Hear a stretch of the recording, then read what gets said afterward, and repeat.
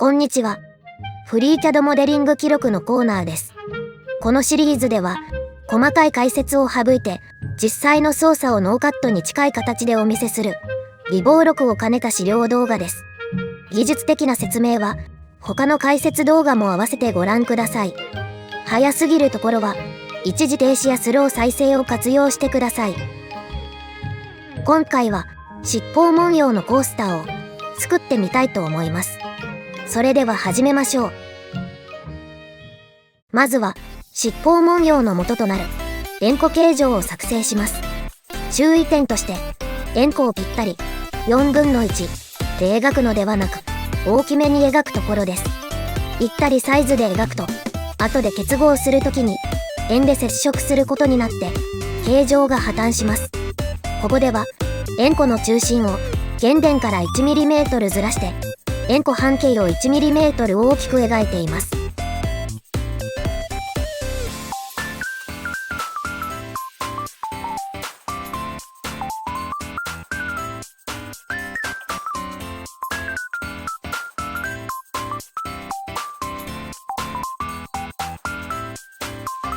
円弧スケッチを選択して、ジオメトリをオフセットで、円弧形状の内枠を描画します。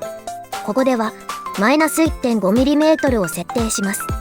これで、図柄の線の太さが 1.5mm となります。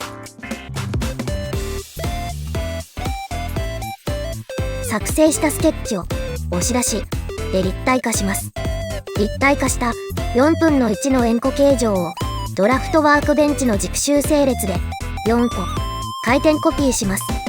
これで七宝文様を構成する1ピースの完成です。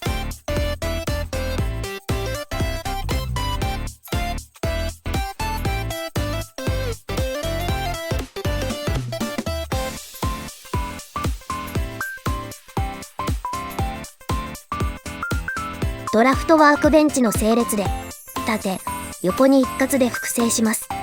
ぴったりの幅でコピーすると一点で接触することになってしまいますので 1mm だけ重なるようにインターバル X、Y を設定します。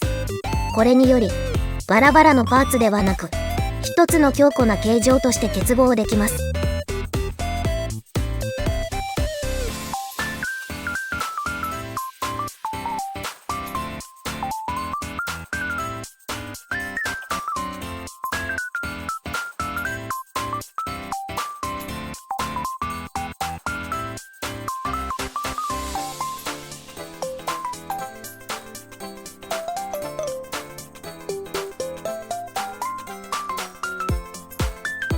円柱を追加してコースターのサイズに設定します。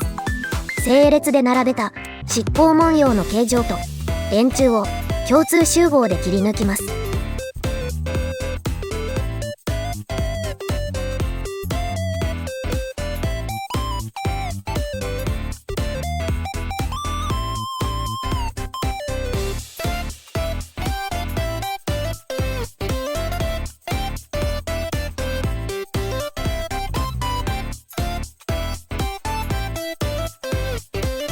円筒を追加してコースターのサイズに設定します。円形に切り抜いた七宝文様の形状と円筒を結合機能で結合します。